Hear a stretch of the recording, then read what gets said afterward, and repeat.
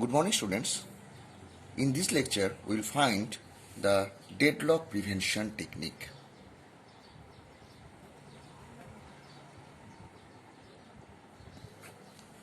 Before starting the deadlock prevention technique, let us first discuss what is the definition of deadlock prevention. Deadlock prevention means it provides a set of methods for ensuring that at least one of the necessary conditions cannot held. That means at least one of the necessary condition does not hold. That is the aim of deadlock prevention method. We know that there are four necessary conditions: mutual exclusion, number 2 is hold and wait, number 3 is no preemption, number 4 is circular wait. First, the mutual exclusion should not enter in the system. How we can ensure? If the resources changes from non-shareable to shareable, then the mutual exclusion does not exist. So, if the resource become non-shareable to shareable, then this condition does not exist in the system. We know that read-only file is a good example of non-shareable resources. Mutual exclusion means only one process can use the resource at a time, and if the resource become shareable from non-shareable, then mutual exclusion property does not hold. Next, hold and wait. Here are two protocols. Number 1 protocol is that each process to request and be allocated to all its resources before it begin execution. This is approach number 1 or protocol 1. Number 2, a process may request some resource and use them before it can request any additional resources. It must release all the resources that are currently allocated. So, this is the two solution technique by which the hold and wait cannot exist in the system. Here are two protocols. First protocol says that each process to request and be allocated to all its resources before it begin execution. When it happens, there is no need of wait condition. And in protocol number 2, a process may request some resource and use them. Before it can request any additional resource, it must release all the resources that are currently allocated. If we follow those conditions, then there is no hold condition happens. And if we follow these two conditions, so the hold and wait condition never exists in the system. Next, we will found no preemption. What is the solution? By which there is no existence of no preemption in the system.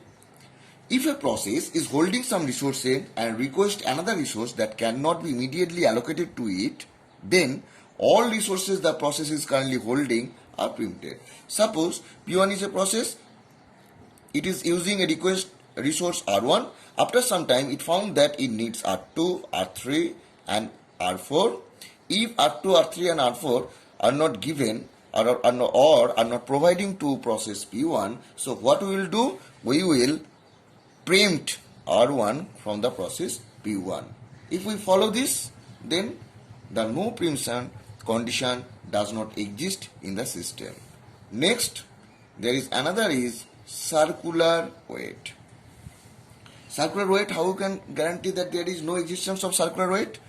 If we impose a total ordering of all resource type and to request that each process request resource in an increasing order. Suppose there are three resources R1, R2 and R3. We make an increasing order. Suppose its value is 2, its value is 3, its value is 4. P1 is a process that is accessing a resource that value is 2. It can request a resource if the requesting resource value is greater than its currently using resource. So P1 can request R2 after uses of R1, and after R2 it will request a resource R3. But when suppose a process is doing this one and after this he want to use this one, as its number is less than this, so he cannot come here. By this way, we can guarantee that there is no circular thing in the system. So, from this, we conclude that using this prevention technique, we can guarantee that at least one of the necessary conditions does not hold in the system. Next, we will find what is deadlock avoidance. Deadlock avoidance means the system or the OS can be given additional information. OS is given additional information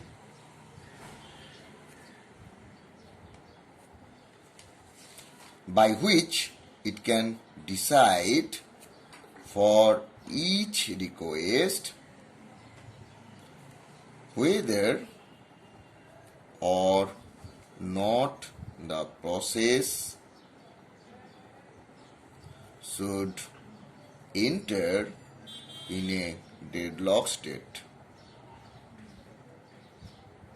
So here OS is given additional information, and each time it can verify whether the process should be entered in a deadlock state or not. Suppose here is a process P1. There are two resources. Here is your tape drive. Another one is called your printer. P1 will first use the resource tape drive, then it will print the file, and there is another process P2. He will first use printer, then it will access the tape driver. If this additional information is given or is inputted in the system, we know that P1 will access first this one, then this one. P2 will first access this one, then this one. And if we have this additional information, we can guarantee that we can avoid the deadlock. Next, we will find what is safe state. Safe state means a state is safe if the system can allocate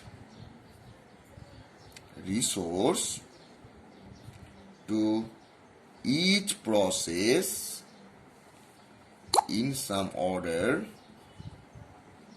to avoid deadlock.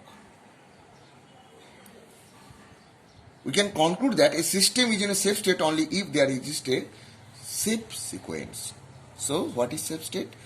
A state is safe if the system can allocate the resource to each processes in some order to avoid deadlock. That is called safe state. Next, we will find recovery from deadlock. Recovery from deadlock can be done by avert all deadlocked process.